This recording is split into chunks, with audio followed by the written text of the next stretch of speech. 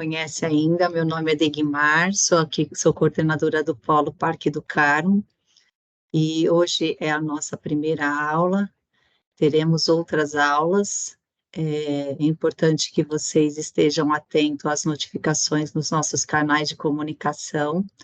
Para quem ainda não se inscreveu, é importante se inscrever no nosso canal no YouTube e acessar o nosso grupo no WhatsApp, que ele foi criado exclusivamente para esse fim, para divulgar todas as nossas ações.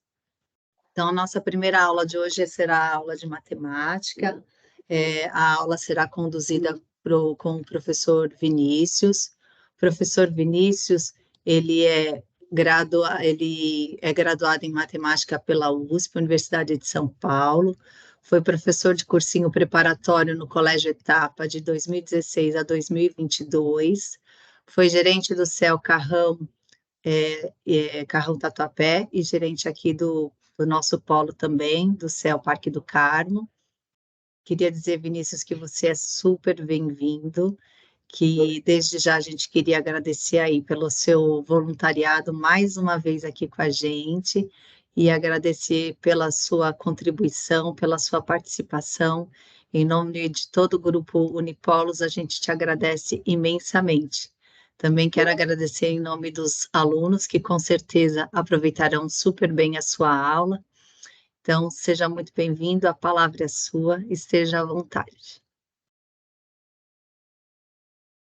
Edmar, boa noite. Boa noite, Érica. Cris, Flávia, demais presentes. Seja mais uma vez muito bem-vindo. Gente, desculpa pela falha. Ao vivo é assim, né? Ao vivo não tem jeito, essas coisas acontecem. Mas estou de volta, como eu estava falando, é um prazer estar aqui com vocês. Foi um prazer ajudá-los nesses projetos que a equipe da Unicel faz para ajudar os candidatos. Não sei se alguns aqui presentes assistiram às minhas aulas anteriores. O meu objetivo aqui hoje é ajudá-los aí no concurso da prefeitura, que, salvo engano, vai acontecer agora em janeiro, do ano seguinte. Eu preparei uma apresentaçãozinha para a gente, onde a gente vai resolver alguns exercícios da prova passada. Eu peguei uma das provas passadas, do cargo que vocês vão prestar, preparei uma apresentação, a gente vai resolver, não sei se a gente consegue resolver todos os exercícios hoje, a gente vai fazendo com calma, com tranquilidade, sem pressa, a gente vai resolvendo. Caso consigamos resolver todos, ótimo. Caso a gente não consiga, no nosso próximo encontro a gente termina. Eu vou transmitir aqui a minha tela para vocês e a gente já começa a nossa aula.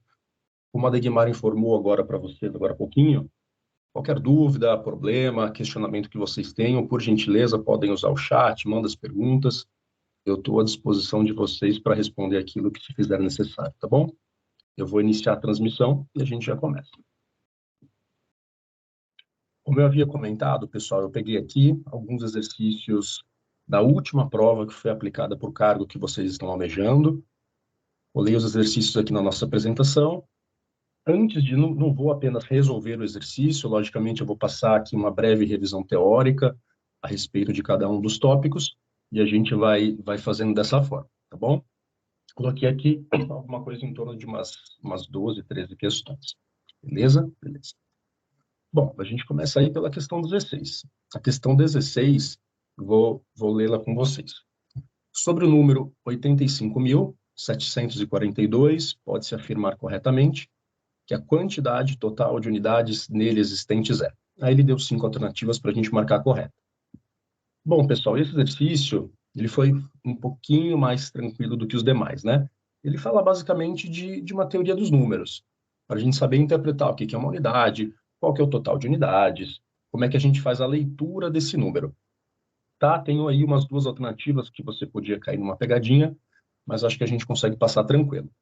Quando ele pergunta para a gente qual é a quantidade total de unidades nele existentes, a gente tem que entender o que ele está perguntando para a gente. Vamos supor, vai lá no mercado, você compra uma quantidade de balas. Você compra lá 5 balas. Se alguém te pergunta a quantidade de unidades de bala que você comprou, a resposta que você vai dar é 5.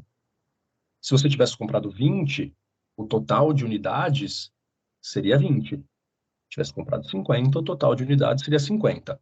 Então, o total de unidades de alguma coisa representa para a gente o total do número. Então, se ele fala para a gente do número 85.742 e ele pergunta o total de unidades nele existentes, é o próprio número. Então, o gabarito dessa questão é a alternativa A, 85.742. Vou marcar aqui para vocês a alternativa. Beleza, gente? Tranquilo? Acho que esse primeiro foi para a gente só aquecer, né? Uma questãozinha um pouco mais tranquila. Vamos para 17.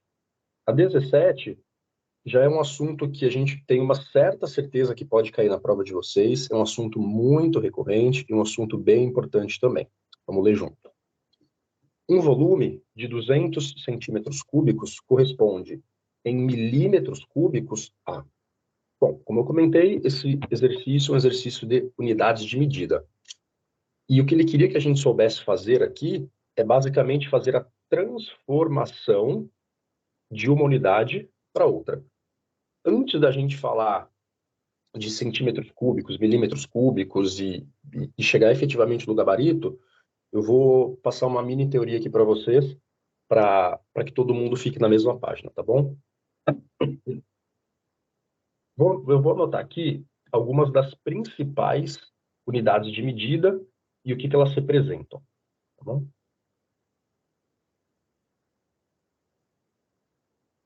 Comprimento, área e volume. Quando a gente fala de comprimento, a gente está falando basicamente da medida de alguma coisa, né? Por exemplo, eu vou me medir. Eu tenho, por exemplo, 1,80 m.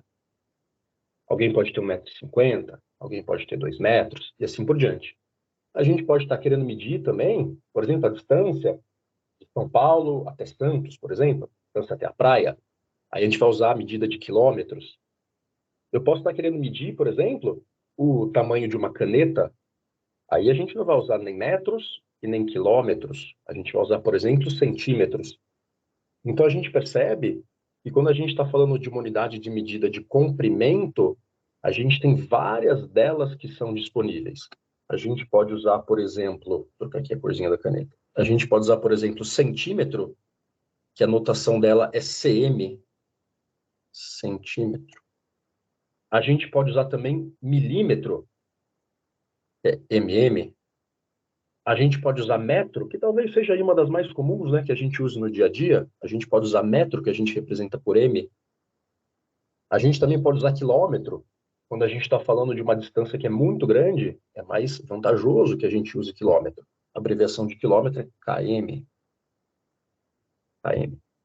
Vinícius, essas são todas as possíveis que a gente tem? Não, a gente tem algumas outras. Tem decímetro, tem decâmetro, tem várias delas, mas eu acho que essas são as mais relevantes que a gente precisa levar para a prova, beleza?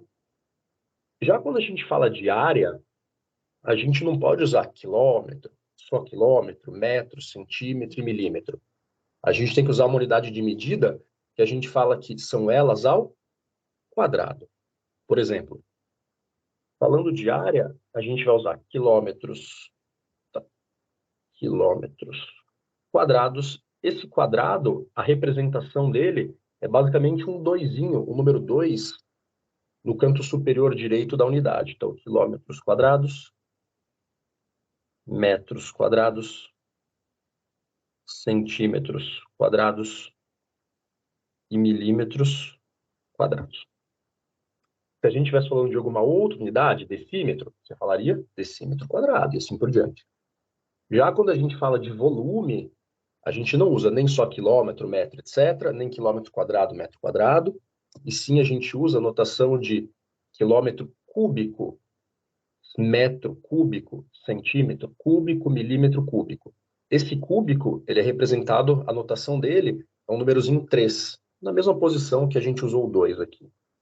Então, a gente pode usar quilômetro cúbico,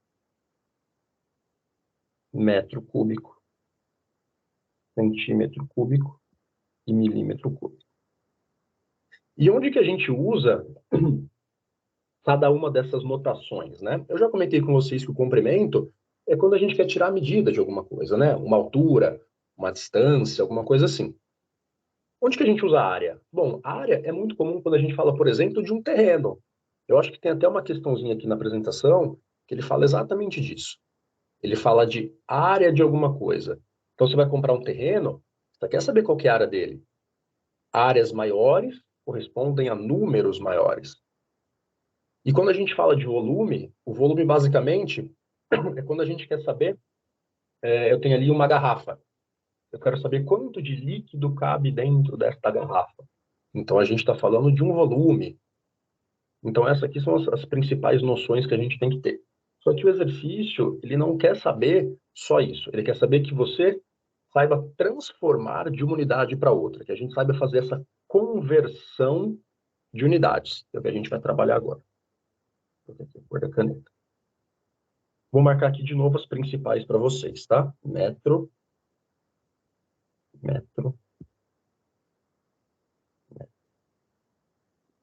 Às vezes, pessoal, a transmissão, ela demora um pouquinho para atualizar a tela do que eu estou escrevendo, tá? Se isso acontecer com vocês, por gentileza, me avisem. Eu vou um pouquinho mais devagar. Então, a gente tem aqui o metro, a gente tem o centímetro, a gente tem o milímetro e a gente tem o quilômetro. Como que a gente faz para passar de cada uma delas para as outras? Vamos lá. Aqui, quando eu estou andando para a direita, quando eu venho para cá, eu vou multiplicar por alguma coisa que eu já vou passar para vocês. Mas o importante é a gente lembrar que da esquerda para a direita, quando eu estou indo no sentido para a direita, eu vou multiplicar por alguma coisa. E se eu estivesse indo para a esquerda, eu ia dividir por alguma coisa. Então, se eu estou indo para a direita, eu multiplico. Se eu estou indo para a esquerda, eu divido. E eu vou multiplicar e vou dividir pelo quê? A gente multiplica e a gente divide, dizemos que são pelos múltiplos de 10. Ou seja, ou vai ser por 10, ou vai ser por 100, ou será por 1000, ou alguma coisa nesse sentido. Vamos marcar aqui essas principais. Se eu estou indo de metro para centímetro, daqui para cá, já falei, se eu estou indo para a direita, a gente vai multiplicar por alguma coisa. Vamos pensar na palavrinha, para a gente conseguir raciocinar na hora da prova. Centímetro, centímetro. O comecinho da palavra, 100, centímetro. Então, se eu estou indo de metro para centímetro, a gente multiplica por 100. Beleza? Se eu estou indo de centímetro para milímetro, isso a gente consegue ver até numa reguinha, né? As réguas têm as marcações dos centímetros e dos milímetros. Se eu estou indo de centímetro para milímetro, a gente multiplica por 10. Vinícius, eu conseguiria, por exemplo, ir direto de uma vez só do metro para o milímetro? Conseguiria sem problema algum. E qual que é o raciocínio que a gente tem? Se eu quero ir do metro para o milímetro, a gente tem que pegar esses dois numerozinhos aqui, ó. Se do metro para centímetro eu multiplico por 100 e do centímetro para o milímetro eu multiplico por 10, se eu quero ir direto de um para outro, eu vou ter que fazer essas duas multiplicações simultaneamente. Multiplicar por 100 e depois multiplicar por 10 equivale, numa tacada só, a você multiplicar por 1000. Beleza? Beleza. Vamos analisar esse quilômetro aqui agora, né? Para ele não ficar sozinho. Se eu quero ir de quilômetro para metro, daqui para cá, eu também vou multiplicar por 1000. Aqui. Esse aqui eu acho que é até um pouquinho mais comum da gente saber, que a gente costuma lembrar, né? Que 1 quilômetro tem 1000 metros, né? A gente costuma lembrar isso da estrada. Estou viajando na estrada ali, cada vez que eu viajo 1 quilômetro, significa que eu viajei 1000 metros. Então, de quilômetros para metros, a gente multiplica por 1000. Vinícius, conseguiria, vamos pensar aqui numa transformação extrema, né? Conseguiria, por exemplo, ir de quilômetro para milímetro de uma vez só? Consegue também, gente, sem problema algum. É o mesmo raciocínio que a gente viu do metro para o milímetro. Do quilômetro para o milímetro, primeiro a gente multiplicou por 1000, depois por 100, depois por 10. Então, se eu quero ir de uma vez só do quilômetro para o milímetro, equivale a fazer essas 3 multiplicações ao mesmo tempo. Eu multiplico por 1000, depois multiplico por 100, depois multiplico por 10. Só para ficar registrado, equivale a multiplicar por 1.000.000. Mas eu acho que não é tão relevante a gente gravar essa transformação. Beleza? Beleza. Você lembrando dessas aqui, tenho certeza que a gente consegue fazer uma boa prova. Mas a gente percebe que a gente viu o quê? A gente viu de como ir do lado esquerdo para o lado direito. Ou seja, eu estou indo dos maiores, que são os quilômetros, para metro, para centímetro e para milímetro. Se eu quisesse fazer o caminho contrário, se eu quisesse ir do milímetro para o centímetro, ou do milímetro para o metro, ou do centímetro para o metro, e assim por diante. São exatamente os mesmos números que a gente colocou aqui, só que lembra que eu falei no começo. Se eu estou indo da direita para a esquerda, eu não vou multiplicar por alguma coisa. Eu vou dividir por essa coisa. Ou seja, eu vou pedir a gentileza de vocês darem um printzinho na tela aí, dar o print screen, eu tiro uma foto, alguma coisa. Eu vou apagar o que eu escrevi aqui, só para não ficar muito sobrecarregado. Vou dar aí 10 segundinhos para vocês tirarem um print. Eu vou apagar essas setinhas para colocar as próximas. 10 segundinhos para vocês aí.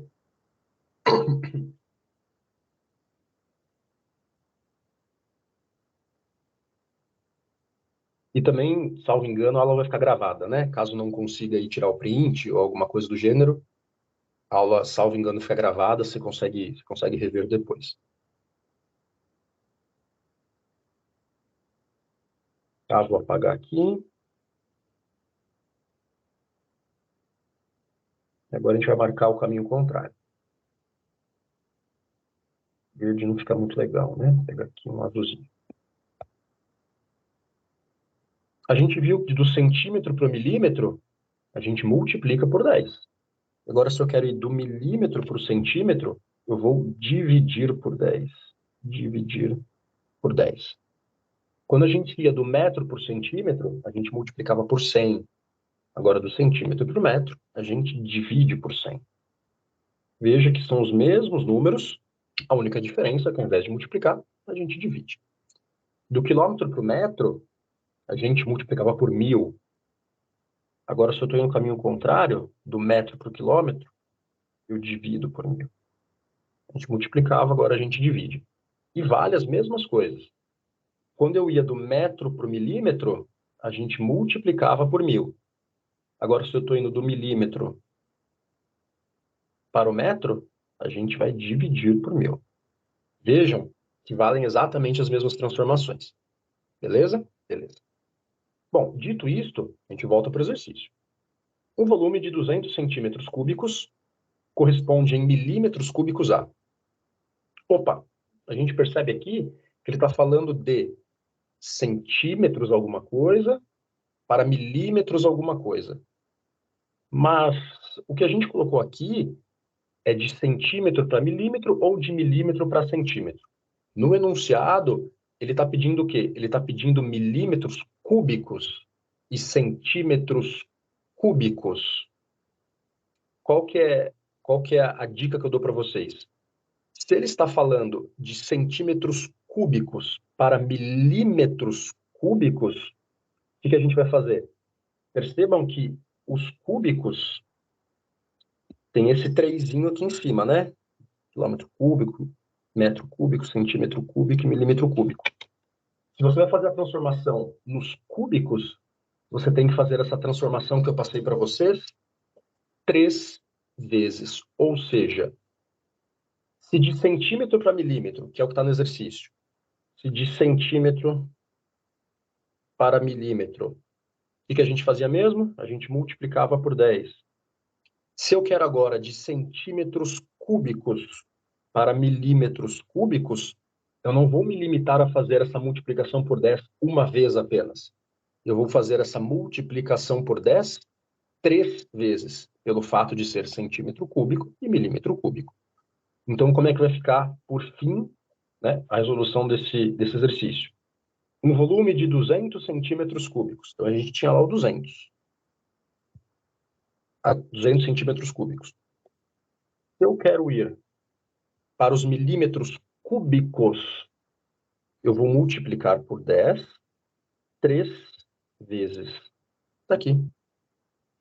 Resposta: 200 vezes 10 vezes 10 vezes 10. Resposta é 200.000 milímetros cúbicos. Aqui, onde está o gabarito? Na alternativa D. Tá? Só recapitulando. Então, a gente aprendeu como é que a gente faz essas transformações. De quilômetro para metro, para centímetro, para milímetro, para ir, para voltar e etc. Se eu estou falando só de centímetro para milímetro, centímetro para milímetro, a gente multiplica por 10, como estava na tela anterior. Só que agora ele está pedindo de centímetro cúbico para milímetro cúbico. Então eu tenho que fazer essa multiplicação por 10 3 vezes pelo fato de ser os cúbicos. Vinícius, e se fosse ali o exercício 200 centímetros quadrados para milímetros quadrados? Fosse o mesmo enunciado, só que aqui ao invés de ser cúbicos, fosse quadrado e aqui fosse quadrado. Quadrado. Não é o caso, né? Se fosse. O que você faria? A mesma coisa.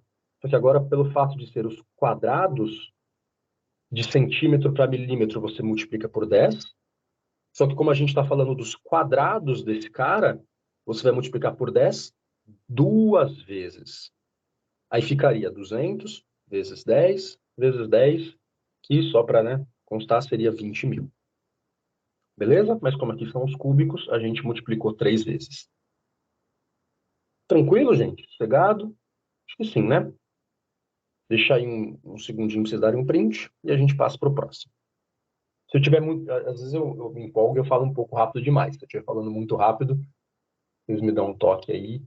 Lembrando que eu não estou conseguindo... Pelo fato de eu estar transmitindo a minha tela, eu não consigo ver o chat nem nada disso.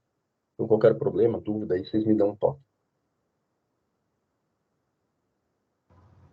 Tá tudo ok, Vinícius. Podemos seguir. Legal, obrigado. Então, acho que já deram um print aí. Vamos para a próxima.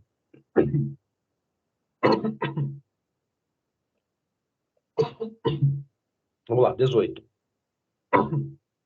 Uma peça em madeira foi talhada, foi feita no formato de prisma. Aqui a gente vai ver o que é um prisma. Sabendo-se que esse prisma tem ao todo 8 faces, é possível afirmar corretamente que sua base é. Essa questão é uma questão de geometria, em especial geometria. Minha letra nem é horrível, né, gente? Não tem jeito.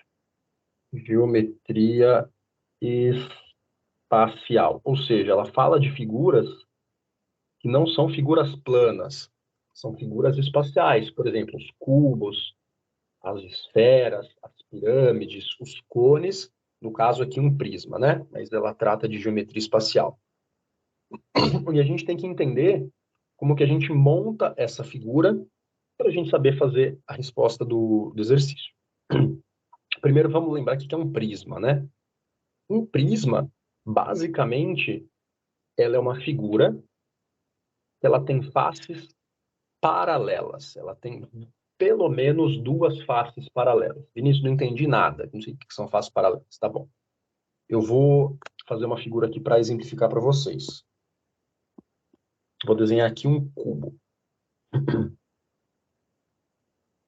Ou tentar fazer um cubo, né, pelo menos.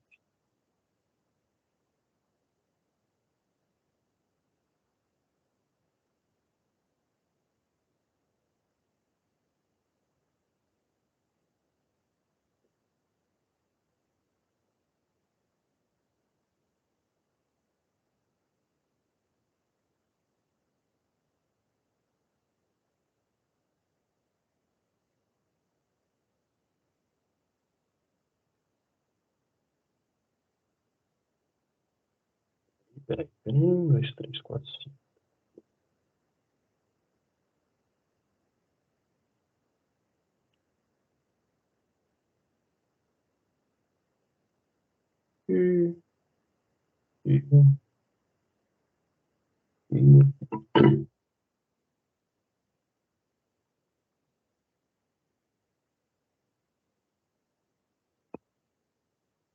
Pronto, esse aqui é um cubinho.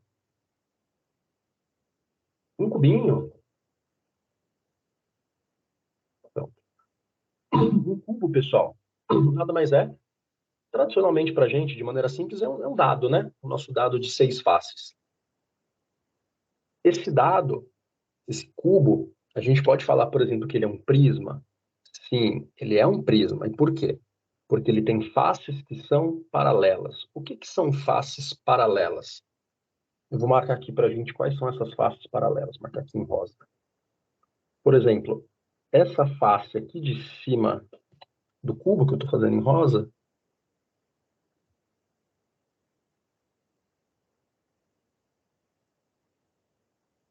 é paralela a esta face aqui de baixo do cubo.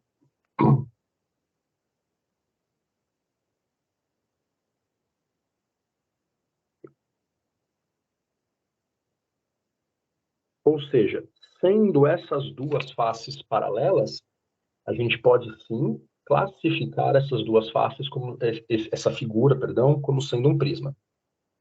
Mas por ser um cubo, não são só essas duas faces que são paralelas. Aqui eu escolhi genericamente a face de baixo, que está tocando no chão, e a face de cima. A face de baixo e a face de cima. A gente poderia tranquilamente também ter escolhido, se fosse o caso, a face da esquerda, da minha esquerda, com a face da minha direita. Essas duas faces, elas também são paralelas. Da mesma forma, a face da frente e a face de trás também são paralelas. Se você tiver um dadinho aí com você e colocar ele em cima da sua mesa, você consegue ver tranquilamente. A de cima e a de baixo são paralelas, a da esquerda e a da direita também, e a da frente e a de trás da mesma forma. Vinícius, tem algum outro exemplo de, de um prisma? Claro, a gente consegue ter vários exemplos, né? A gente pode pensar, por exemplo, numa caixa de sapato. Uma caixa de sapato, ele também é o prisma. Se você olha para as faces de cima e para a face de baixo, assim como a esquerda da direita, da frente e a de trás, elas também são paralelas. Ah, então para ser um prisma, significa que tem que ter várias faces paralelas entre si? Não, não é isso. Você pode ter, por exemplo, deixa eu só linkar meu celular, gente, desculpa. Só um minutinho.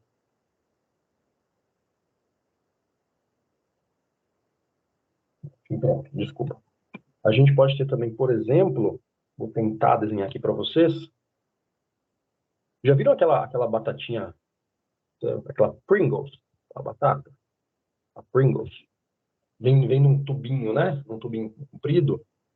Esse tubinho que ela vem também é um prisma. Quero ver o professor conseguir desenhar isso aqui, né? Peraí. E, e,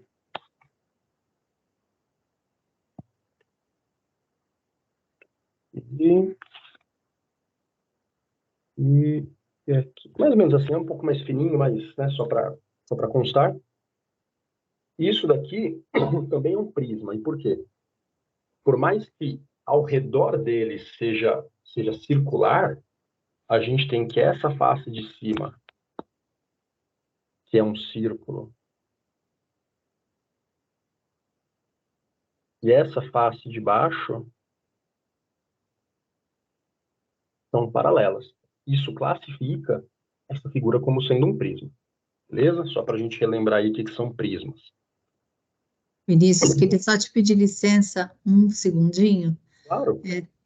Tem um aluno aqui comentando que o rosa não aparece para ele. Então, se você puder evitar o rosa, a gente agradece, tá bom? Eu vou pintar de outra cor. Espera aí.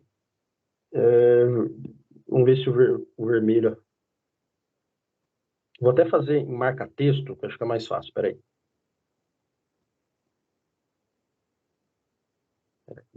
Peraí.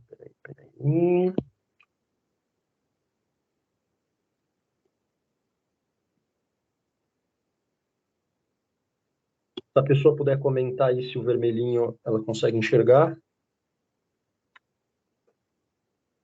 E,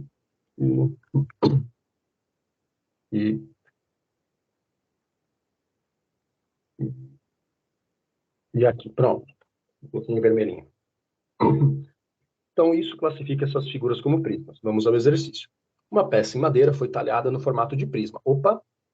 Sendo prisma, a gente já sabe que tem pelo menos duas faces que são paralelas. Sabendo-se que esse prisma tem ao todo 8 faces, é correto afirmar corretamente que a sua base é. Ele deu algumas opções: hexagonal, triangular, retangular, pentagonal, octogonal.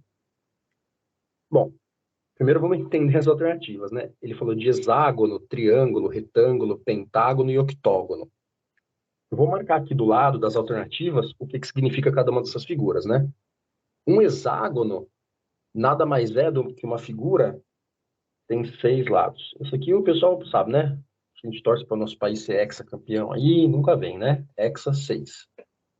Triangular tem 3 lados, né? Um triângulo tem 3 lados.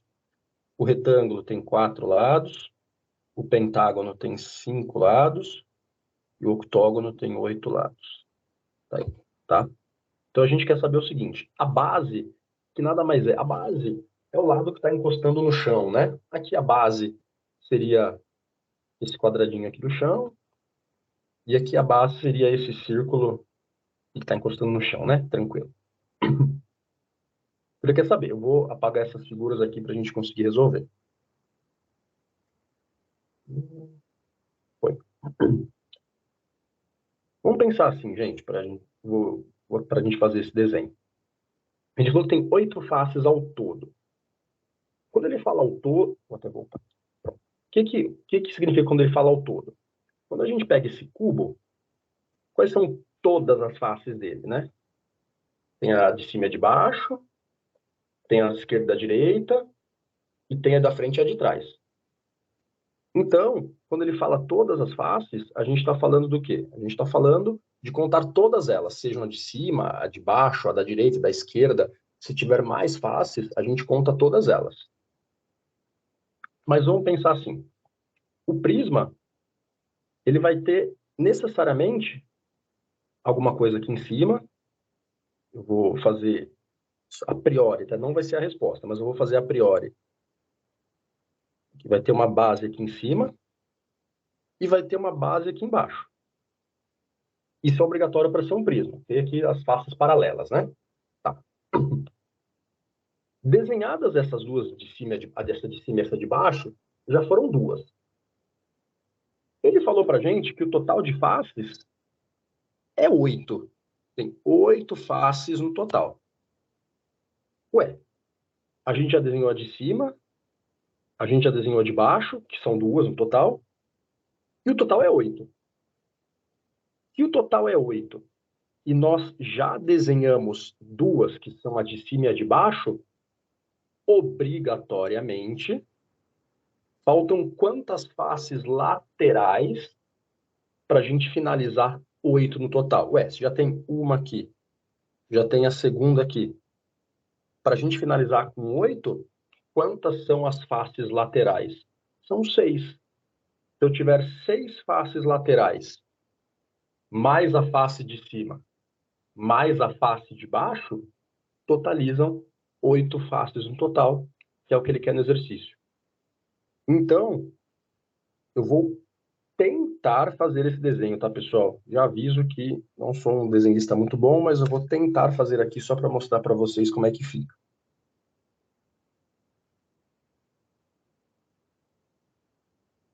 E... E... E...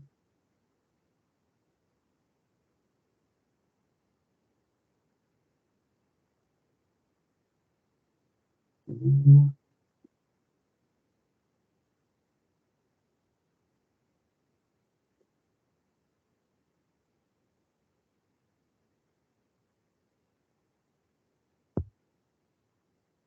E... E... Vou copiar essa figura. E... cola e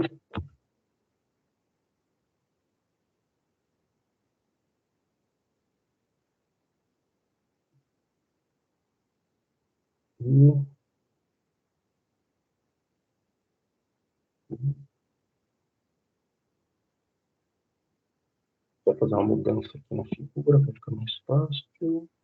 Aqui.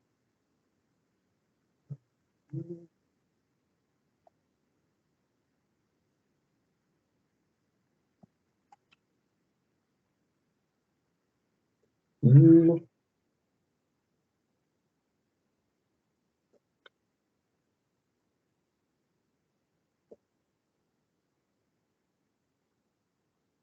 foi. Não ficou a melhor figura do mundo, mas acho que dá para entender mais ou menos como é que está funcionando. Recapitulando, a gente, por esse prisma, a gente tem as duas faces de cima e de baixo, que eu vou fazer em azul. Tem esta aqui, a face de cima, e a face de baixo. Já são duas. Para a gente finalizar as 8 faces que ele pediu no enunciado, a gente tem que ter mais 6 faces laterais. E se eu tenho 6 faces laterais, qual que é a figura que a gente tem que ter na base para acomodar essas 6 faces laterais? Vai ser justamente quem? O hexágono, que é o da alternativa A. Aqui está o nosso hexágono. Tem um ladinho aqui, 2,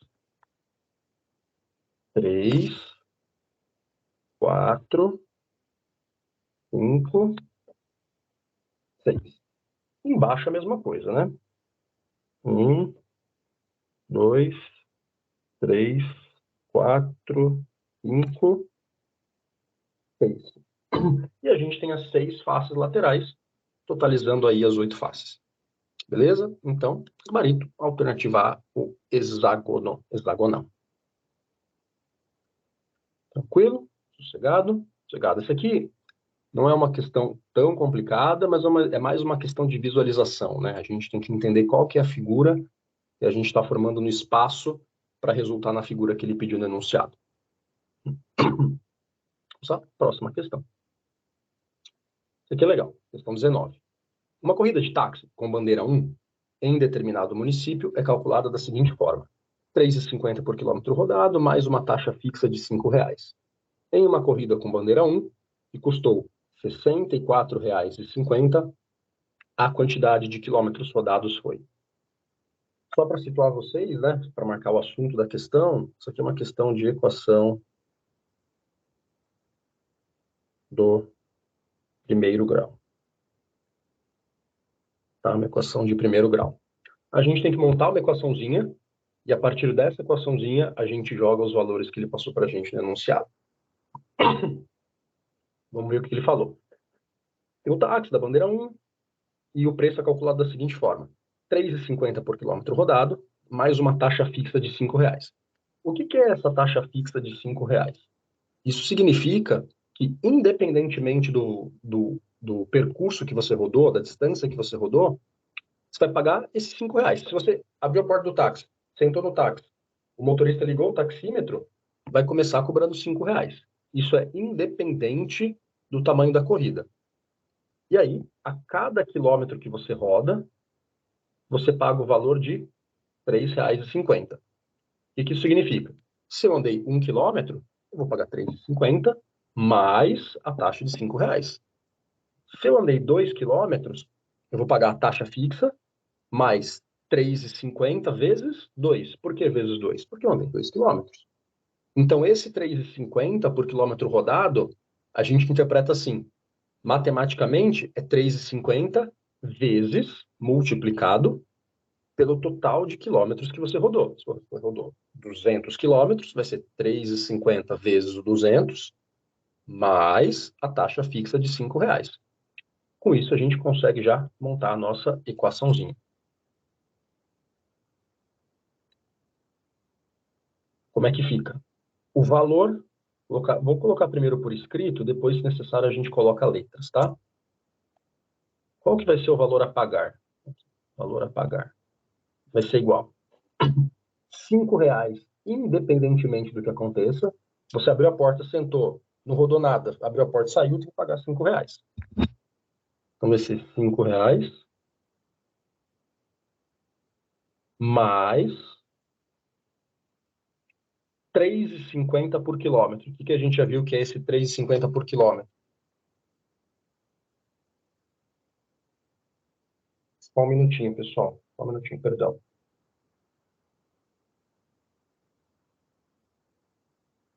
Só um segundinho. Tá. Tem aqui os R$5 mais a quantidade por quilômetros. Então, vai ser a quantidade de quilômetros vezes R$3,50. É o valor que ele passou para a gente. Então, aqui, para a gente saber o valor total da corrida, ou ele vai passar para a gente a quantidade de quilômetros e a gente calcula o valor total, ou ele vai passar para a gente o valor total e a gente vai calcular a quantidade de quilômetros. Se ele nos der uma das variáveis, a gente consegue calcular outra. Se ele der a quantidade de quilômetros, a gente calcula o valor a pagar. Se ele nos der o valor a pagar, a gente calcula a quantidade de quilômetros. Tranquilo? Tranquilo. Vamos ver o que ele passou para a gente denunciado, né? Tem uma corrida com bandeira 1 que custou R$ 64,50. A quantidade de quilômetros rodados foi... Bom, ele deu para a gente o valor total da corrida, que é R$ 64,50. Se ele passou para a gente R$ 64,50, isso é o valor total a pagar. Então, com esse valor total a pagar, a gente consegue calcular a quantidade de quilômetros. Vamos fazer essa substituição. Valor total a pagar, R$ 64,50. Isso vai ser igual aos R$5 fixos, mais R$3,50. Vou abreviar esse quilômetros para... vou escrever quilômetros. Quilômetros. E aqui a gente chegou numa equação de primeiro grau, pessoal. Já está montada, a gente tem que só lembrar agora como que a gente resolve essa equação. A gente tem uma equação numérica e a gente tem uma variável. Essa variável é a quantidade de quilômetros. Como que a gente resolve isso? Vamos lembrar lá, né? Das aulas de equação do primeiro grau, de função do primeiro grau. Para a gente encontrar a variável que está sobrando, encontrar a variável que a gente quer, a gente tem que deixá-la sozinha de um lado da equação. Para nós deixarmos ela sozinha de um lado da equação, a gente tem que fazer o quê? Isolando ela, passando os números para o outro lado da equação. E o que a gente sabe dessa questão de isolar? Por exemplo, esses R$5, ele está do lado direito da equação. Eu vou passá-lo para o lado esquerdo da equação. Para eu passá-lo para o lado esquerdo da equação, como é que a gente analisa? Esse número, ele está somando, ele está positivo. Estando ele positivo e eu quero passá-lo para o outro lado, eu passo ele para o outro lado com o sinal oposto. Eu passo ele negativo.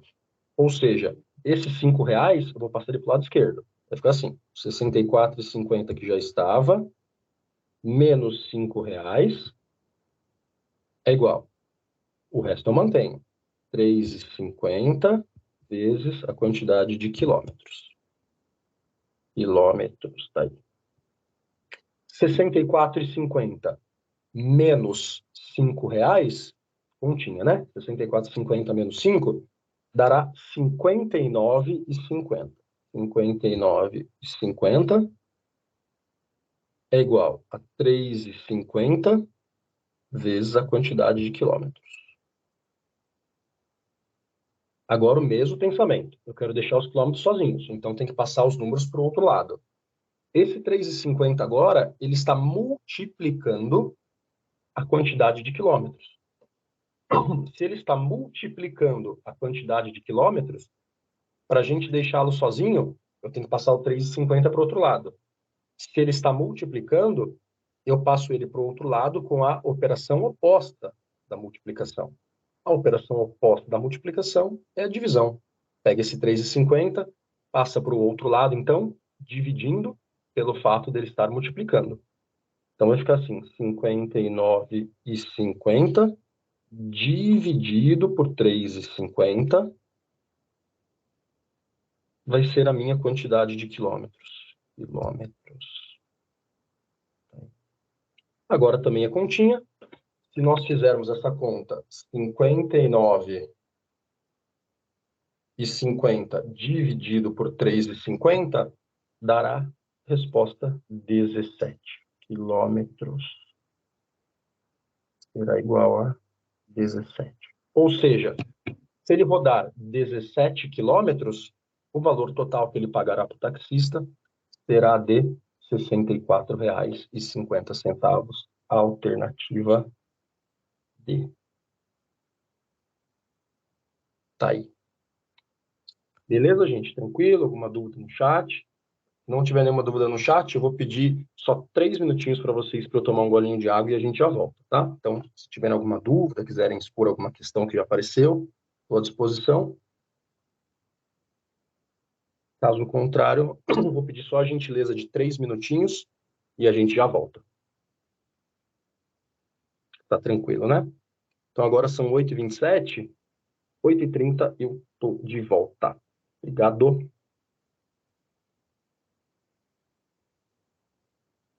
Vou parar minha transmissão um pouquinho, depois eu retorno ela.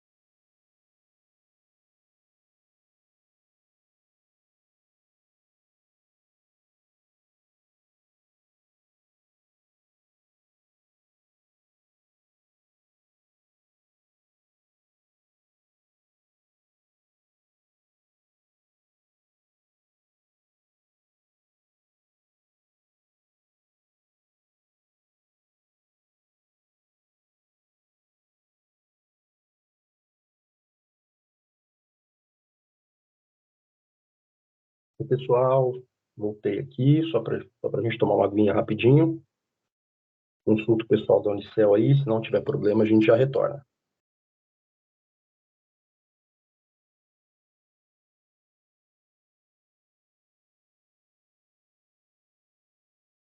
Podemos retornar sim, Vinícius.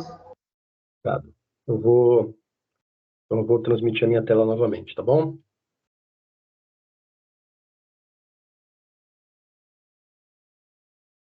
Vou iniciar aqui a transmissão.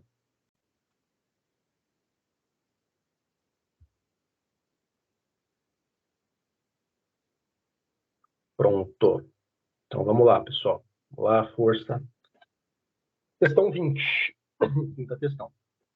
Com o dinheiro que recebi, paguei uma conta que correspondeu à quarta parte do valor recebido.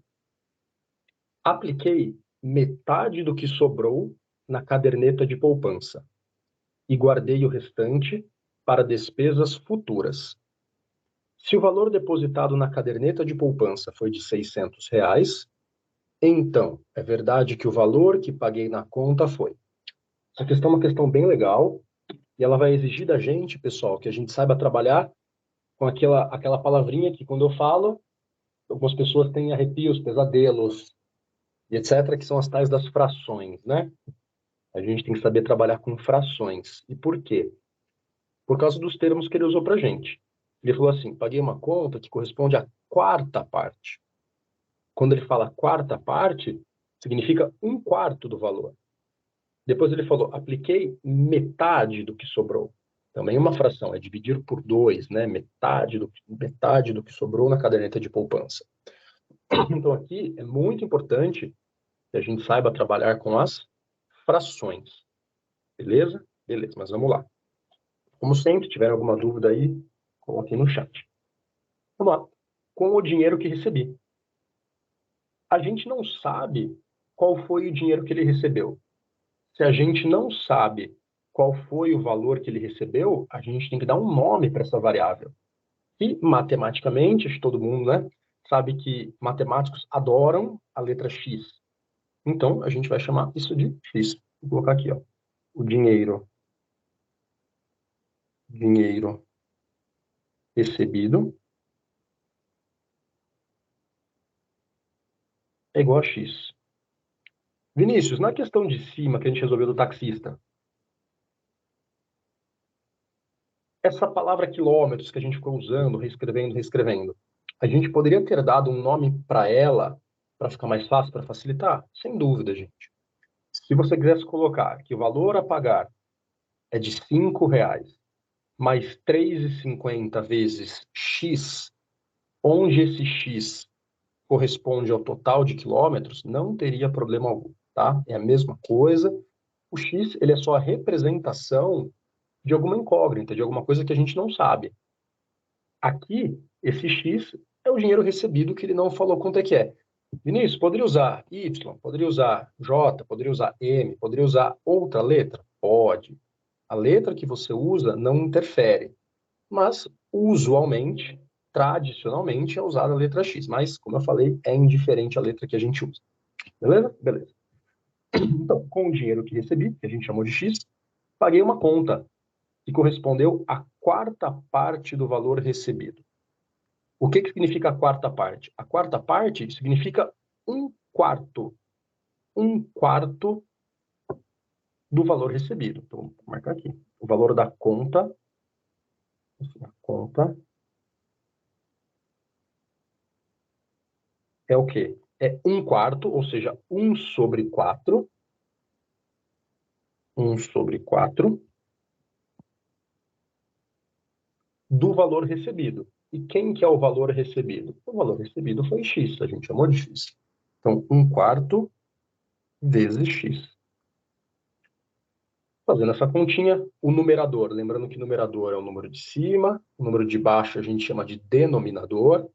No numerador, que são os números de cima, a gente tem 1 vezes x. Bom, 1 vezes x é x mesmo.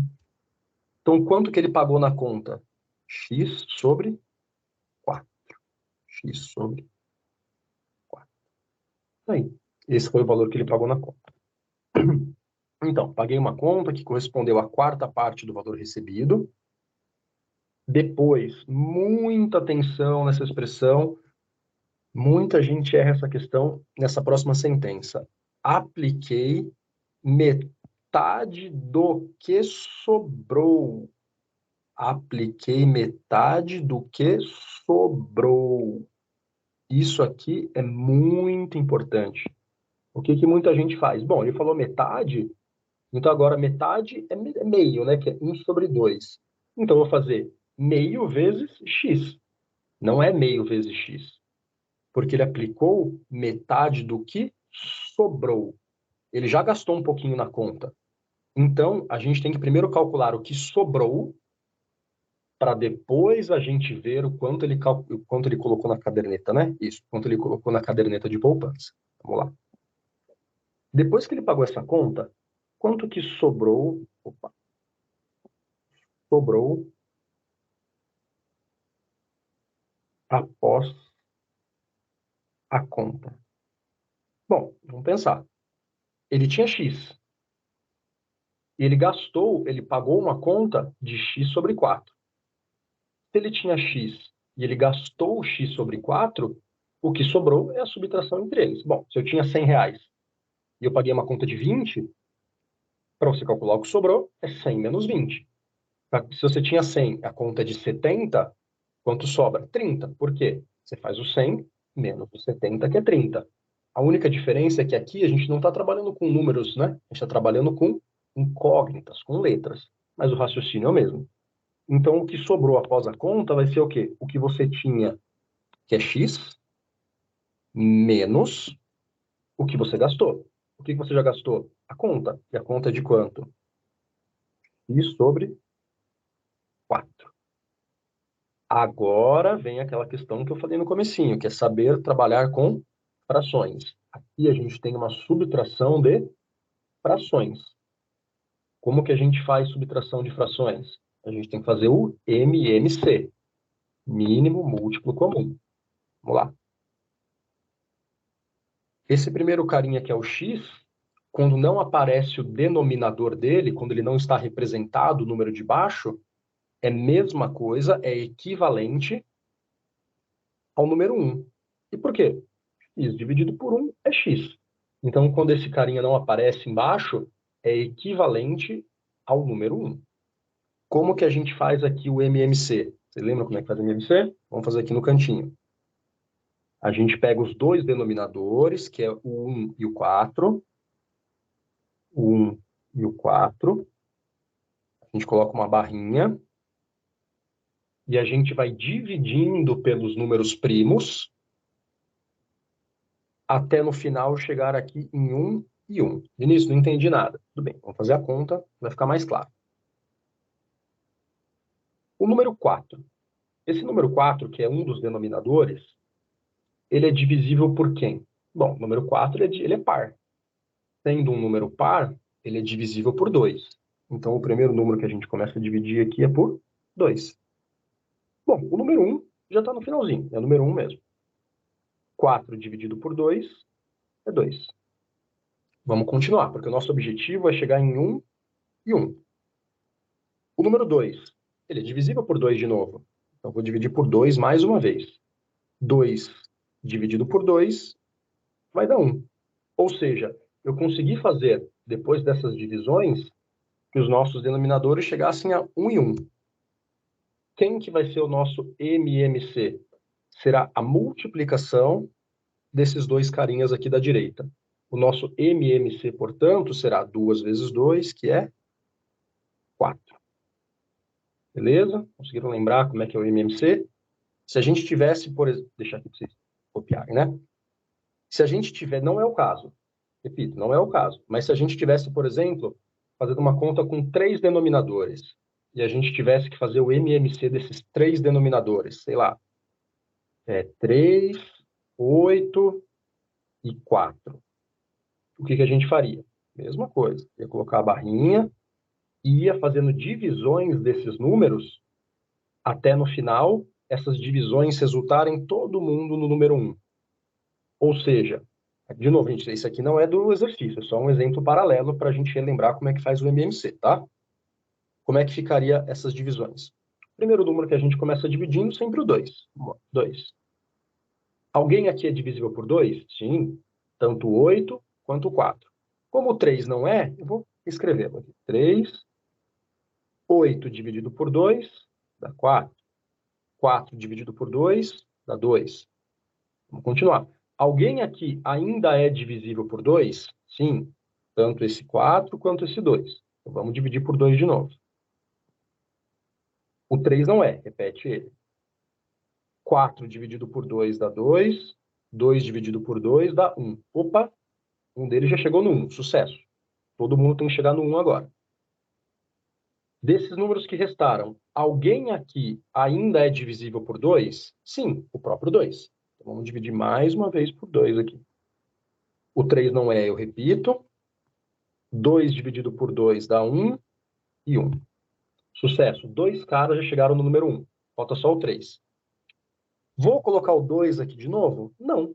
Por quê? Porque o número 3, que é o que sobrou, ele não é divisível por 2. Então, eu vou para o próximo número pelo qual ele é divisível. Qual que é o próximo número pelo qual ele é divisível? É o 3. Então, divido aqui por 3. Agora sim, 3 dividido por 3 vai dar 1. Fica 1, 1, 1. Todo mundo chegou no 1? Todo mundo chegou no 1. Então, as nossas divisões acabaram. Quem que seria o MMC, então, entre 3, 8 e 4? É só você multiplicar todos os carinhas da direita. 2 vezes 2 vezes 2 vezes 3. E se a gente faz 2 vezes 2 vezes 2 vezes 3, vai dar 24. Tá? Esse aqui seria o nosso MMC, se esses fossem os denominadores. Tá? Isso aqui é só para a gente relembrar como é que faz MMC, porque eu entendo como uma questãozinha certa na prova. Então, continuando o exercício. Opa. E a gente viu que o MMC entre o 1 e o 4 é 4. Qual que é o próximo passo mesmo? Vamos relembrando. A gente coloca todo mundo sobre o mesmo MMC, que é 4. O que a gente faz agora? Aquela regrinha de frações. Eu divido pelo de baixo e eu multiplico pelo número de cima. De novo, divido pelo de baixo e multiplico pelo de cima. Vou trocar de cor. Então, vou dividir pelo de baixo. 4 dividido por 1 dá 4. Agora eu vou multiplicar pelo de cima. Quem que é o de cima? É x. 4 dividido por 1 dá 4. 4 vezes x dá 4x. Então, em cima aqui vai ficar 4x. O sinal eu mantenho. É o sinal de menos que a gente tem aqui? É uma subtração que a gente está fazendo? Mantém. Menos. A outra, a mesma coisa. Vou dividir pelo de baixo e multiplicar pelo de cima. 4 dividido por 4 dá 1. Multiplica pelo de cima. 1 vezes x dá x. Mais uma vez. 4 divide pelo de baixo, multiplica pelo de cima. 4 dividido por 4 dá 1. 1 vezes x dá x. Então, o próximo carinha aqui fica x. Portanto, por fim, a gente está calculando quanto sobrou após o pagamento da conta. Quanto que sobrou após o pagamento da conta? 4x menos x dá 3x sobre 4. Beleza, gente? Tranquilo? Tranquilo. Lembrando, o que é esse 3x sobre 4? É o quanto sobrou de dinheiro após o pagamento da conta. Vamos ao próximo passo. O que ele fez após o pagamento da conta? Ele aplicou metade do que sobrou na caderneta de poupança. Ué, o que sobrou é o 3x sobre 4. Então, ele aplicou metade disso na poupança. Então, a poupança é o quê? Poupança é o quê? Metade. Qual que é a fração que representa metade? É meio, né? É 1 sobre 2. Então, é metade do que sobrou. Você não vai colocar aqui vezes x. Você vai colocar aqui o que sobrou após o pagamento da conta. Quanto é que sobrou? 3x sobre 4. Agora, multiplicações de frações. Multiplicando frações, multiplicam-se os denominadores e multiplicam-se os numeradores. Quem que tem em cima? 1 vezes 3x. Ué, 1 vezes qualquer coisa é qualquer coisa. Então, 1 vezes 3x é 3x. Dividido. Denominador, 2 vezes 4, 8.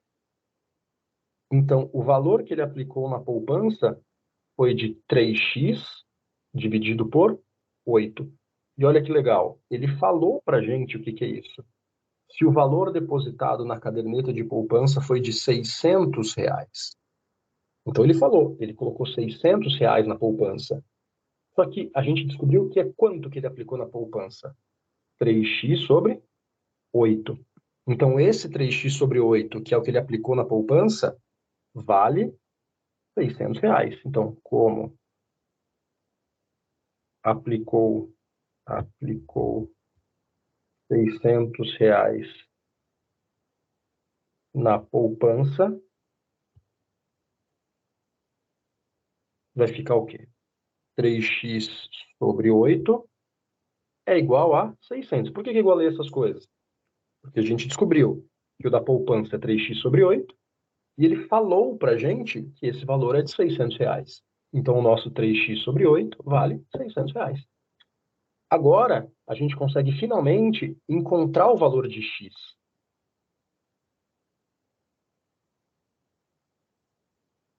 Vamos encontrar o valor de x aqui. Muito parecido com o que a gente fez no exercício anterior. A gente tem que isolar a nossa incógnita. Então, a gente tem que ir passando os números para o outro lado, de modo que a nossa incógnita fique sozinha. Como que a gente faz isso? Vamos analisar primeiro esse 8 aqui. Esse 8, ele está do lado esquerdo da equação, dividindo, né? 3x dividido por 8. Se ele está dividindo e eu quero passá-lo para o outro lado, eu passo ele para o outro lado multiplicando. Então, vai ficar assim. 3x igual, passo o 8 para lá multiplicando, 600 vezes 8. Agora é continha, né, gente? 600 vezes 8, dá quanto? 4.800. Então, 3x igual a 4.800. Beleza? Beleza. Quero achar o x. Tem esse 3 multiplicando o x ainda. Para deixar o x sozinho, vou ter que pegar o 3 e passar para o outro lado. Esse 3 está fazendo o quê junto do x? Ele está multiplicando. Se ele está multiplicando, eu passo ele para o outro lado dividindo. X igual a 4.800 dividido por 3. Fazendo essa continha, 4.800 dividido por 3 vai dar 1.600. Vinícius, cansei já do exercício. É exercício meio chatinho mesmo. 1.600.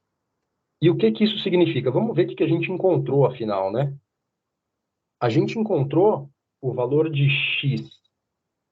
A gente encontrou o valor de x. E o que que era o x mesmo do problema? O x era o dinheiro recebido. Ou seja, o valor que ele recebeu inicialmente foi de R$ 1.600. Só que não foi isso que ele perguntou no enunciado. Vamos ver o que ele perguntou. Então, é verdade que o valor que paguei na conta foi... Quanto que ele pagou na conta mesmo? Está aqui, ó, marcado na linha de baixo. O que ele pagou na conta é x dividido por 4. Então, o quanto ele pagou na conta é 1.600 dividido por 4, que é R$ 400. Agora sim, finalmente, acabou o exercício. R$ 400. Então, a gente primeiro encontrou o valor total que ele recebeu, que foi de 1.600, e a gente só lembrou, ele pagou na conta um quarto disso, né? Então, eu peguei o 1.600, dividi por 4, resultando em R$ 400. A alternativa C é o nosso gabarito. Beleza, gente? Tranquilo? Dúvidas, mandem aí que a gente resolve por aqui. Então, essas questões, pessoal, equações de primeiro grau, questões de geometria envolvendo comprimento, ar, essas coisas, recomendo a vocês que deem uma revisada eu entendo como questões muito importantes e muito prováveis de estarem presentes na prova de vocês. Beleza? Já deram um printzinho aí, vamos para a próxima, questão 21. Em uma escola, todos os... Deixa eu ver se tem mais questões. Tem, nossa, tem um monte aqui. Tem mais uma. Em uma escola, todos os 150 servidores foram convidados para um evento, sendo que cada pessoa poderia levar mais um acompanhante. No evento, contando-se os servidores e acompanhantes, estavam presentes 170 pessoas, dentre as quais 50 acompanhantes. Dessa forma, o número de servidores que não compareceram ao evento foi... Nossa, grandinho enunciado, né? Nós vamos entender o que ele está falando para a gente nesse problema. Bom, teve um evento aí, uma festa, que compareceram 170 pessoas. Beleza, 170 pessoas é o número total. Os servidores poderiam levar acompanhantes, né? Que 150 servidores foram convidados para um evento, sendo que cada uma dessas pessoas poderia levar mais um acompanhante. A gente não sabe se todos esses 150 servidores foram, é o que a gente tem que descobrir.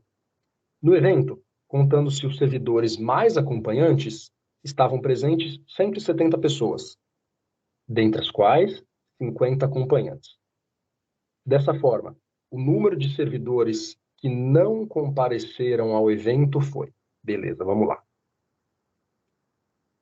A única chance, pessoal, a única chance de um acompanhante ir ao evento é caso ele vá acompanhado de um servidor. Não pode ir um acompanhante sozinho, não, vim aqui para a festa, estava com vontade de ir. Não, não pode. Então, a única forma desse acompanhante ir ao evento é caso ele esteja acompanhado de um servidor. Vou marcar aqui para vocês. Como? 50 acompanhantes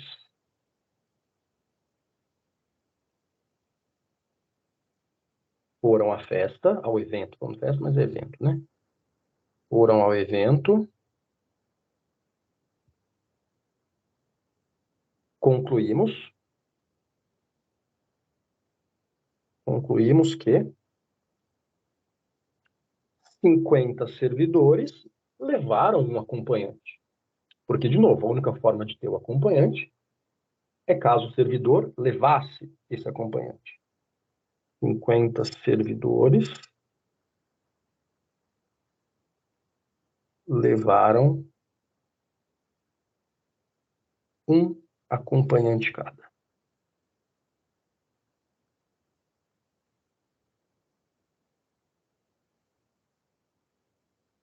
Tá aí. Acho que aqui tranquilo por enquanto, né? Tranquilo. Se tivermos 50 acompanhantes, 50 servidores levaram acompanhante. Se por enquanto a gente já tem 50 servidores com 50 acompanhantes, por enquanto, nós já temos quantas pessoas na festa? 100 pessoas, que são esses 50, mais os 50 acompanhantes. Portanto, temos até agora 100 pessoas. 100 pessoas, que são os 50, vou chamar servidores de S, mais 50 acompanhantes de A, só para abreviar, tá, gente? Só que quantas pessoas estavam na festa? Vamos ver. Contando os servidores e acompanhantes, estavam presentes 170 pessoas. Se nós já temos essas 100 que estavam acompanhadas, e nós temos 170 pessoas no total, a diferença entre eles, que são 70 pessoas, quem que elas são? Não pode ser acompanhante avulso, porque acompanhante avulso não pode entrar. Então, essas 70 pessoas restantes são servidores que não levaram acompanhantes. As 70 pessoas restantes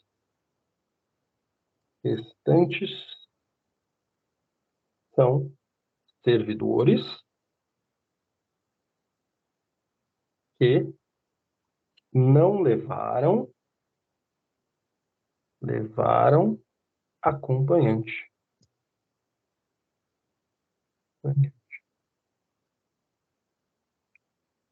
Tranquilo, gente? Deu para entender esse ponto? O problema é lidar algumas situações, alguns números, talvez numa primeira leitura não seja tão simples de entender o que ele está falando. Mas de onde a gente partiu? Acompanhante só pode ir com servidor. Então, se foram 50 acompanhantes, obrigatoriamente foram 50 servidores juntos. Os 50 servidores mais os 50 acompanhantes já totalizam 100 pessoas. Mas foram 170. Essas 70 que estão adicionais, essas 70 que está faltando a gente contar, pode ser acompanhante avulso? Não, não pode. Acompanhante avulso não entra. Então, esses 70 adicionais são pessoas, são servidores que não levaram acompanhantes, totalizando as 170 pessoas do evento. Vamos ver o que ele perguntou para a gente. Dessa forma, o número de servidores que não compareceram ao evento. Beleza, vamos lá. Vamos analisar quantos servidores foram ao evento. Vou até fazer aqui um marca-texto. Quantos servidores foram ao evento? Bom, 70 que não levaram ninguém e 50 que levaram acompanhante. 70 servidores não levaram ninguém, 50 servidores levaram acompanhante, portanto, os servidores que foram à festa, portanto,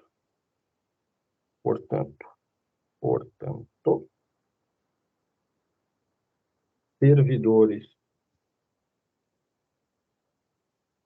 que foram à festa é igual a quanto? Aos 70 mais os 50, 120. Mas quantos servidores foram convidados mesmo? Salvo engano, 150, foi isso? Em uma escola, todos os 150 servidores foram convidados. Ué, se 120 foram à festa e 150 foram convidados, logo 30 servidores. De onde eu tirei esse 30? É os 150 total. Menos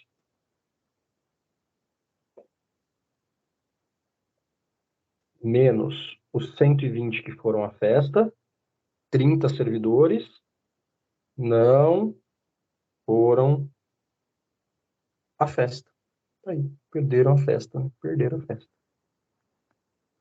Tranquilo, gente? Imagino que esse seja o gabarito da questão. Tem resposta para isso? Tem, né? Alternativa B, 30.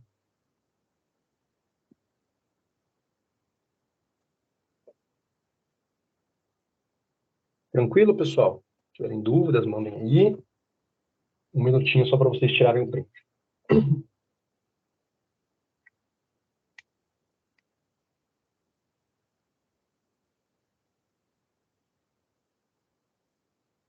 Foi? Não havendo dúvidas, a gente passa para a próxima questão. Questãozinha grande, né? Ela aparenta ser mais complicada do que ela é, mas vamos analisar com tranquilidade. Considere a seguinte manchete, publicada por um jornal eletrônico em dezembro de 2018.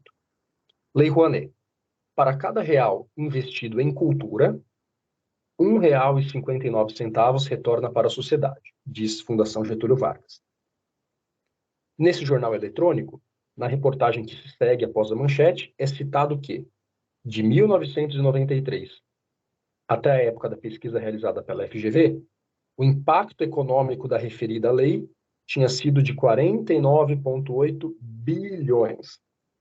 Ou seja, durante o referido período, a sociedade teve um retorno de 49,8 bilhões. Sendo assim, arredondando-se para R$ 1,60 o valor de retorno para a sociedade, o valor investido nesse período foi aproximadamente, temos aí 5 alternativas. Como comentei, pessoal, o exercício ele parece ser um pouquinho mais complicado do que ele é. Qual que é a ideia? Ele está falando para a gente que se a gente investe R$ 1 investido em cultura, oficialmente, 1,59 retorna para a sociedade, mas ele pediu para a gente, para não fazer conta com R$ 1,59, ele pediu para nós arredondarmos para 1,60, né? Sendo assim, arredondando-se para 1,60 o valor de retorno, para cada R$ 1 investido em cultura, R$ 1,60 retorna. Como é que a gente interpreta isso? Aqui é uma questão de proporção, né? Uma questão de regra de 3. Bom, R$ 1 investido em cultura retorna 1,60. Se eu tivesse investido R$ 2, quanto que teria sido investido? Bom, se R$ 1 retorna 1,60, R$ 2 vai retornar quanto? R$ 3,20. Por que 3,20? Cada real é 1,60. R$ 2 é R$ 1 vezes 2. Então, eu peguei 1,60 e multipliquei por 2. Se eu tivesse investido R$ 10, se eu investir R$ 10, retornaria quanto? R$ 16. Porque a proporção, ela sempre se mantém. O que a gente tem que fazer, então, para nós encontrarmos o valor que ele pediu? Vamos ver o que ele deu, né, primeiro. Ele falou para a gente que a sociedade teve um retorno de 49,8 bilhões de reais. Ou seja, ele passou para a gente o que foi investido ou o que retornou. Ele passou para a gente aquilo que retornou. E a partir desse retorno, a gente consegue encontrar o que foi investido. Como é que a gente faz isso? A gente pode fazer isso por regrinha de 3. Como é que a gente faz regrinha de 3 mesmo? R$ 1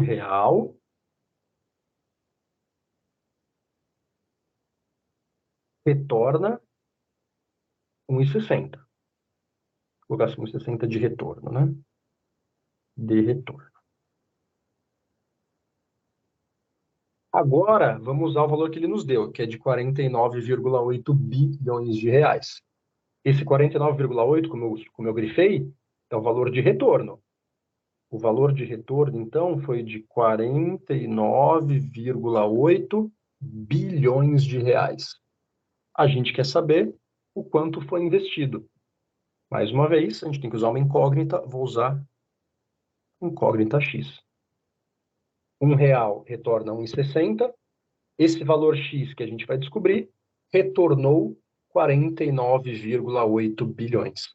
A gente descobrindo esse valor de X é exatamente o quanto foi investido. Como é que a gente resolve a regrinha de 3 mesmo? A gente multiplica em cruz, a gente multiplica cruzado. Como assim, Vinícius, multiplicar cruzado? A gente faz esse por esse e esse por esse. Como é que fica, então? Aqui a gente tem 1 vezes 49,8, 1 vezes 49,8,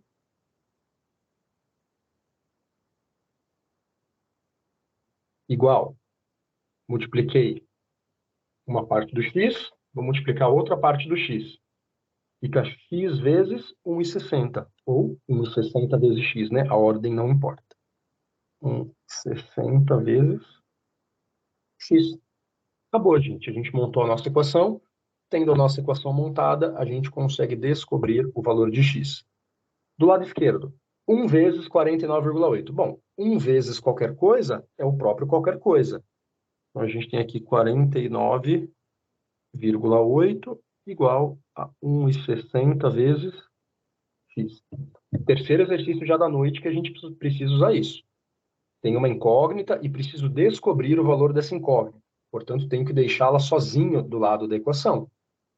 Esse 1,6, que é 1,60, ele está multiplicando o x. Se eu quero passá-lo para o outro lado, se ele está multiplicando, eu passo ele para o outro lado dividindo. Então, como é que vai ficar? 49,8 dividido por 1,60, 1,6, 1,60, mesma coisa. Isso aqui é x. Tá bom. Fazendo essa continha de divisão, o nosso x vai dar quanto? Deixa eu ver quanto ele vai dar. 49,8 dividido por 1,6 31,125. Vinícius, não tem isso na resposta, mas olha o que ele colocou. O valor investido nesse período foi de aproximadamente. Ele não pediu exato, ele pediu aproximadamente. 31,125 é aproximadamente 31,1. Portanto, o nosso gabarito está aqui na alternativa E. Beleza, gente? Tranquilo? Sossegado? Dúvidas a respeito desse problema? Foi bem tranquilo, né? Vejam que aqui ele passou para a gente o valor de retorno. Portanto, eu coloquei o 49,8 do lado da equação que está o valor de retorno. Se ele tivesse passado para a gente o valor investido, eu teria colocado o valor investido deste lado da equação e o x estaria do outro lado. A gente tem que deixar as nossas incógnitas, os nossos valores, sempre de maneira correta. Tranquilo? Sossegado? Acho que sim, né? Aí, deixar um segundinho para vocês tirarem um print. Eu não sei se eu... As outras questões não estão aqui, mas eu coloco rapidinho. Tem mais umas 4 questões para a gente resolver. Não acabou, não. A gente tem um tempinho ainda. Eu só vou entrar aqui de novo. Só um minutinho. Eu vou finalizar a minha apresentação só um segundinho para eu colocar as outras questões que ficaram de fora, mas em 60 segundos eu retorno, tá, gente? Tranquilo. Enquanto isso, quiserem colocar alguma dúvida no chat, alguma coisa, quiserem passar algum recado.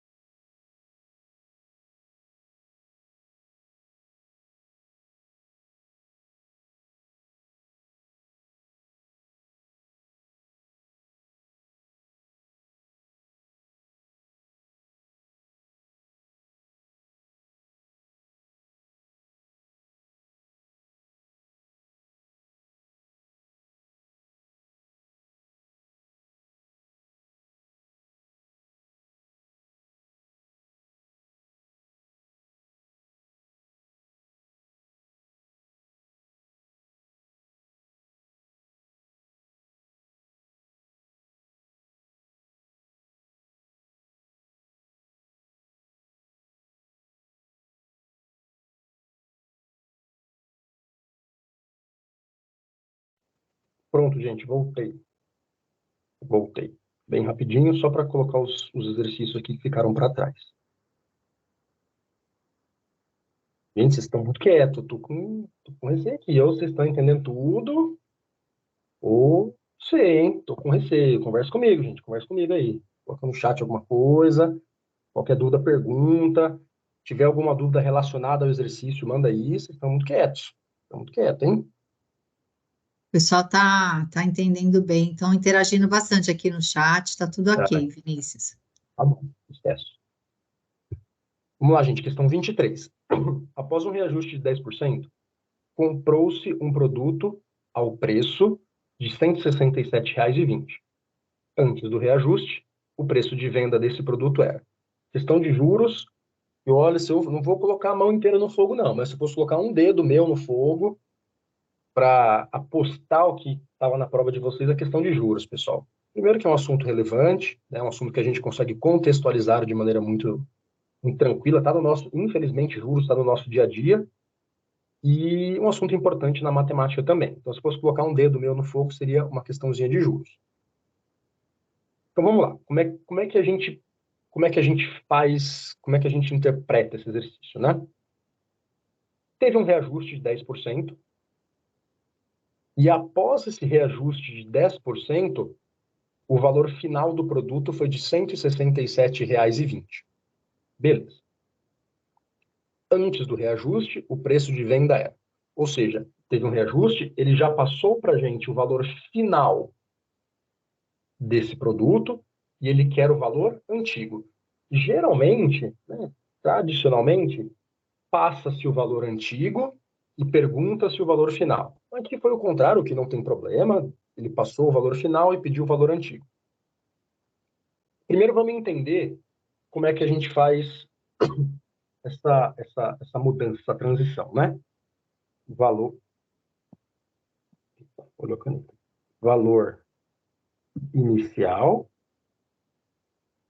valor final. Sempre que você tem um valor e incide sobre isso uma taxa, um reajuste, um juros, são coisas similares, como que a gente faz esta transformação? Tem uma expressãozinha que a gente tem que levar para a prova. Se eu quero ir do valor inicial para o valor final, o que a gente faz? A gente vai... É parecido com aquela mudança de unidades que a gente fez, salvo engano, no segundo exercício. Eu vou multiplicar por alguma coisa, que eu já vou marcar o que é essa alguma coisa. Se fosse, não é? Se fosse, que no caso acho que é até do exercício, né? Para a gente fazer o caminho contrário, para a gente ir do valor final para o valor inicial, bom, se para ir para a direita a gente vai multiplicar, para vir para a esquerda a gente vai dividir por alguma coisa. E quem que é essa alguma coisa, Vinícius? É isso aqui, ó. É 1 mais a taxa. Aqui também, 1 mais a taxa. Só que tem uma coisa que é extremamente relevante, e se não lembrar disso, na hora da prova vai dar problema. A taxa ele nos deu, que é 10%. A taxa deve estar em decimal. Veja que a taxa ele nos deu em porcentagem, 10%. A gente não vai pegar 1 mais 10, que é a taxa.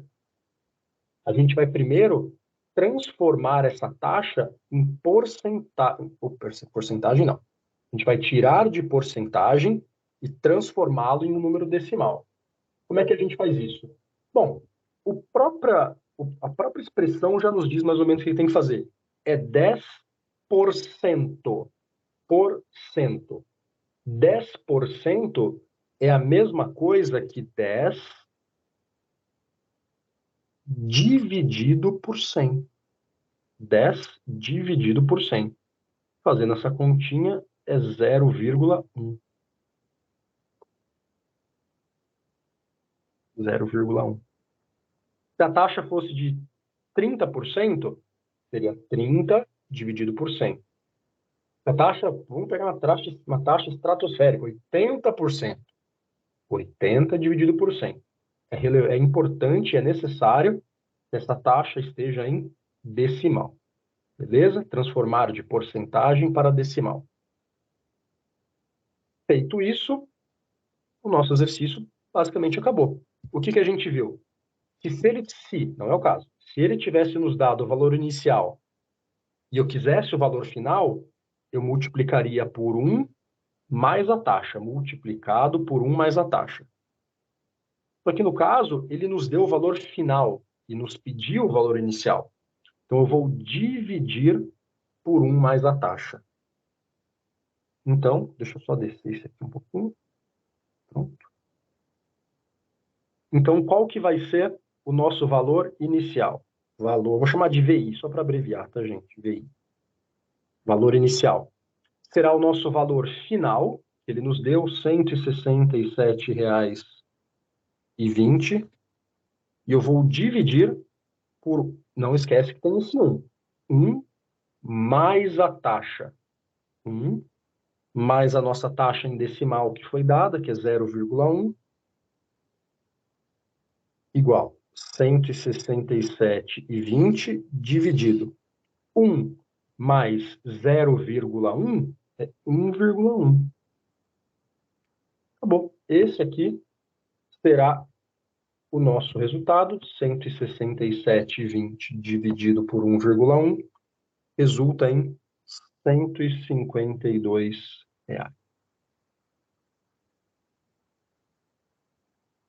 Ou seja, antes do reajuste, o produto custava aí R$152.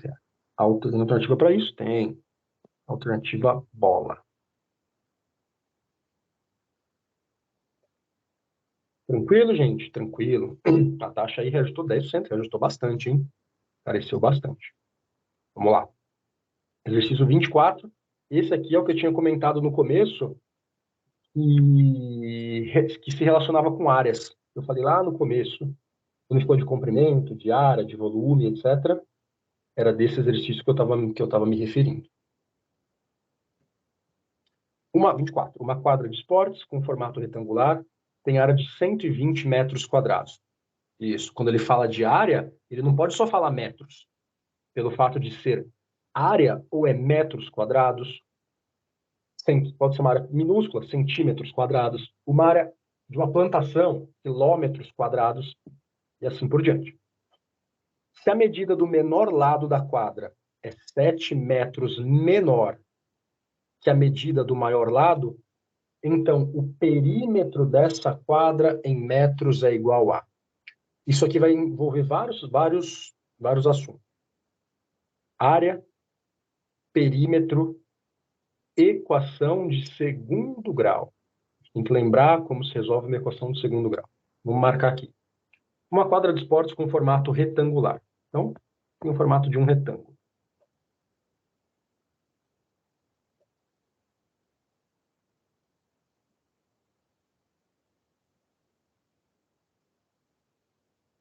Tá aí. Ele passou para a gente quais são os lados? Não, não passou para a gente quais são os lados. Mas olha o que ele falou para a gente. Se a medida do menor lado da quadra é 7 metros, menor que a maior, ou seja, eu tenho a medida da maior, que é esse amarelinho. O menorzinho é 7 metros menor, mas ele não passou para a gente nenhum dos dois. Então, mais uma vez, a gente tem que usar incógnitas. Se eu chamar o lado maior de x, por ser um retângulo, esse aqui do outro lado, que é oposto a ele, que é paralelo a ele, também será x. Se a medida do menor lado da quadra é 7 metros menor que a medida do maior lado, então esse daqui vai ser x menos 7. Por que menos 7? Porque ele falou que é 7 metros menor. Então, x menos 7. E aqui também é x menos 7. Beleza, gente? Tranquilo? Tranquilo, né? O que ele perguntou? Tá. Uma quadra de esportes com formato retangular tem área de 120. Então, a gente vai ter que usar agora a expressãozinha da área. Vocês se lembram qual que é a área do retângulo, pessoal? Para nós fazermos a área de um retângulo, a gente vai multiplicar os lados. Ou seja, a área deste retângulo vai ser basicamente x vezes x menos 7. Área de retângulo, você multiplica os dois lados que ele tiver. O lado maior pelo lado menor. Ou seja, essa área, vou chamar de A, tá? A só para abreviar, A de área, vai ser x vezes x menos 7. E ele falou para a gente que essa área vale quanto? 120. Então, isso aqui é igual a 120. Agora, nós já temos nossa equação, basta, né? Basta entre aspas, né? E a gente resolve essa equação para encontrarmos o que ele quer. Vamos lá. Como que a gente faz essa multiplicaçãozinha aqui? A gente tem um x vezes um parênteses, né? Uma expressão que está dentro de um parênteses. Dizemos que a gente faz a distributiva. Esse x que está fora, ele multiplica todo mundo que está dentro. O x vai multiplicar esse, o x vai multiplicar esse. Lembrando que o sinalzinho ali no meio é um sinal de negativo, não pode esquecer dele. Então ficará x vezes x, x ao quadrado, menos x vezes 7, 7x, igual a 120.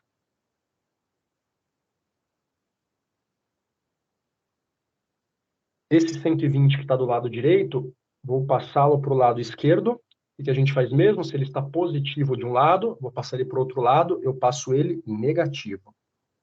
x ao quadrado menos 7x menos 120. Aqui fica 0. Beleza? Como comentei, aqui está a nossa equação do segundo grau. Por que é uma equação do segundo grau? Porque o expoente do x aqui é um 2. Se o maior expoente é 2, dizemos que é uma equação do segundo grau. Se fosse 3, uma equação do terceiro grau e assim por diante. E para resolvermos essa equação, a gente tem que se lembrar da famigerada equação de Bhaskara, né? Fórmula de Bhaskara. Fórmula. Se tiver enferrujado, se não estiver se lembrando bem, faz uma revisãozinha desse assunto, de equação do segundo grau, e também assunto quente para a prova. Bhaskara. Tá aí. Lembra qual que é a fórmula de Bhaskara? Vamos lá, vou marcar aqui para vocês. X igual menos B. Já vou marcar quem são essas coisas, tá? Para quem não se recorda. Mais ou menos. Raiz quadrada. B quadrado menos 4AC. Sobre 2A. Misericórdia, Vinícius, pelo amor de Deus. Quem que é A, B e C? Quem são esses caras? O A, o B e o C, eles são basicamente os coeficientes, os números que estão representados na equação. O Azinho, o nosso Azinho, dessa fórmula de Bhaskara, é o número que acompanha, que está perto do x ao quadrado. Bom, o x quadrado está aqui. Ué, mas não tem nenhum número do lado dele. Quando esse número está oculto, né, quando ele não aparece, nós consideramos que esse carinha vale 1. Então, o nosso Azinho da expressão, ele vale 1. O Bzinho é o número que está perto do x. Só x. Quem está perto do x aqui? O 7. Mas lembra que a gente tem que trazer o sinal também. Então, é o menos 7. Por fim, o Czinho é o termo independente. É o menos 120, porque o sinalzinho vem junto dele. Menos 120. Vamos trocar esses valores na nossa fórmula de base. X igual. Menos B. Bom, vou até marcar quem que é A, B e C aqui para a gente não esquecer. O Azinho vale 1. O Bzinho é menos 7. O Czinho é menos 120. X igual. Menos B. Lembra da regrinha da matemática. A gente já tem esse menos da fórmula. E agora eu vou marcar o B. Quem que é o B? Menos 7. Por que tem 2 menos? Esse primeiro menos é o menos da formulazinha. E esse segundo menos é o menos que já tinha perto do 7. Por isso que ficou 2 menos. Mais ou menos. Raiz quadrada. B ao quadrado. Então vai ficar menos 7 ao quadrado.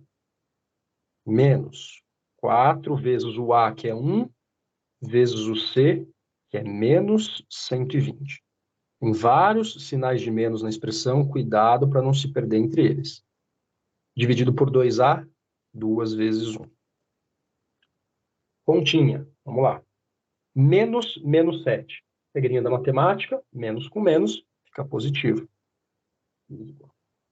7. Esses menos é como se eles se anulassem. Mais ou menos. Raiz. Como é que a gente faz mesmo menos 7 ao quadrado? Menos 7 ao quadrado é menos 7 vezes menos 7. Um número ao quadrado é ele vezes ele. Então, menos 7 vezes menos 7 dá 49. 49. Mais uma vez aqui, cuidado com os sinais. Vou até circular para vocês não se perderem. Tem esse menos do 4 e o menos do 120. Na hora que eu multiplico esses dois carinhas, esse menos com esse menos vai dar positivo. 4 vezes 1 dá 4. Vezes 120 dá 480, é isso?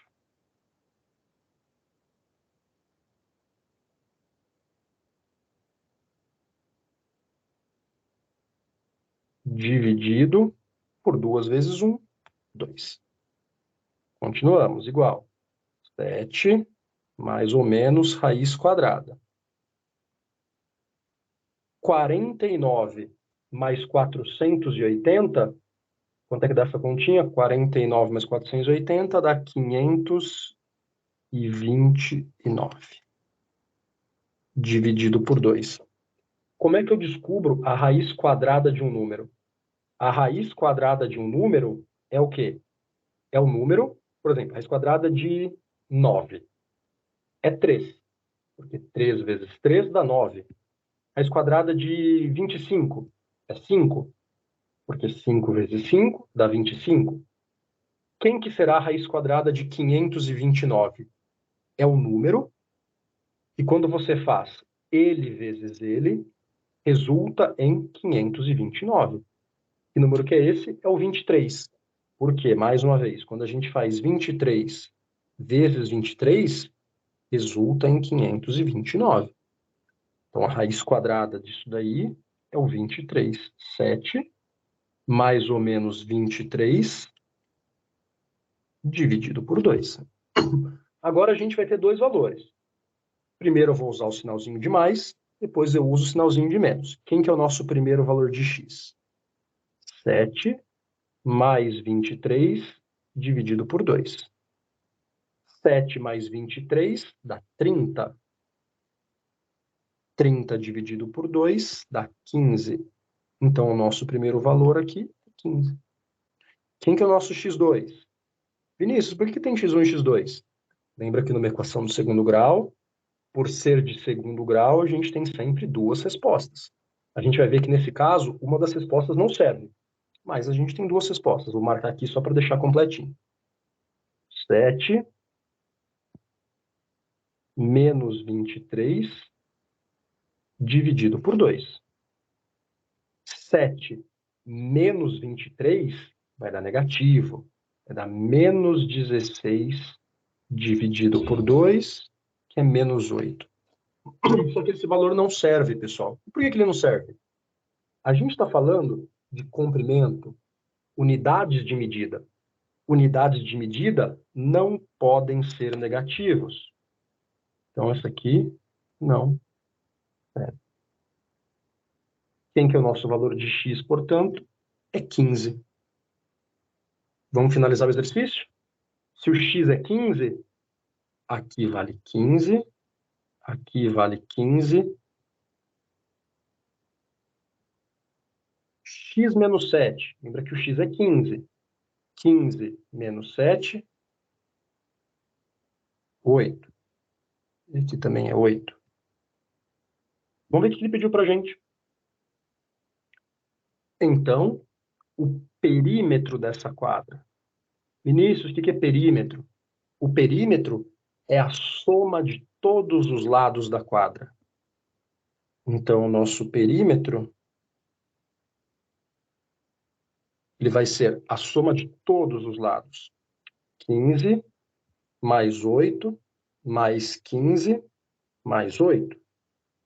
15 mais 8, 15 mais 8, se eu não errei continha, dá 46. E vamos rezar para ter gabarito, né? 46 metros. Tem gabarito para isso? Tem. Aqui. Alternativa. Tranquilo, gente? Vou deixar aqui um minutinho para o print. Eu acho que já deu o meu horário, infelizmente. Teria mais uma questão, mas se for o caso, a gente faz no próximo encontro. Vou deixar aqui para o print. Como comentei, eu acho que essa transmissão fica gravada. Então, se for dúvida em algum ponto, alguma coisa, volta no vídeo, dá uma olhada de novo. Eu acho que essa semana a gente tem encontros ainda. E deixa eu só voltar para a minha tela. Eu consigo conversar com vocês aqui. Para o compartilhamento. Abrir minha tela. É isso. Acho que por hoje é isso. Obrigado. Até a próxima. A gente que agradece, Vinícius, pela excelente aula. Surgiu aqui um comentário, mas a gente, como a nossa aula, nosso horário está extrapolado, eu vou mandar a pergunta que o aluno colocou aqui para você, e amanhã a gente pode iniciar, amanhã não, desculpa, quarta-feira a gente pode iniciar com a resposta dessa pergunta, pode ser? Pessoal, nós queremos agradecer a presença de todos aqui na nossa aula de hoje. Lembrá-los que nós teremos mais 2 aulas de matemática durante essa semana. Nós temos quarta e quinta-feira. E é muito importante que vocês agora respondam a nossa lista de presença, respondam o forms aí, a participação de vocês, para a gente dar continuidade. E é muito importante que vocês estejam no nosso grupo do WhatsApp, que fica mais fácil essa divulgação das aulas, o que vai acontecendo. Essas primeiras aulas serão voltadas para quem vai prestar o concurso para a ATE, mas teremos aulas que serão contempladas para os dois, né? Então, é importante que vocês estejam conosco, nos acompanhando nos nossos canais. E esta aula, lembrando que esta aula foi gravada e estará disponível no nosso canal no YouTube. Então, é muito importante, quem ainda não se inscreveu, se inscreva no nosso canal, para que vocês nos acompanhem, né? Aí tá aí o link, mas a gente pode, o pessoal já colocou aqui no chat, é só copiar e acessar. E também, quem ainda não está no nosso grupo de WhatsApp, que é voltado para essa questão, que é só para divulgação dos nossos trabalhos, é muito importante que vocês também usem o link e participem do grupo.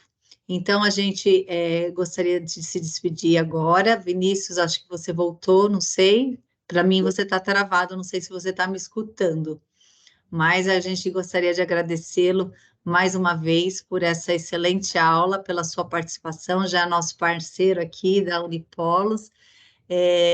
A gente agradece imensamente. Obrigada aos nossos parceiros aí, os nossos coordenadores de polo, secretários que estão presentes nas aulas. Então, muito obrigada a todos, agradecemos a presença e até a próxima aula, que será na quarta-feira, se Deus quiser.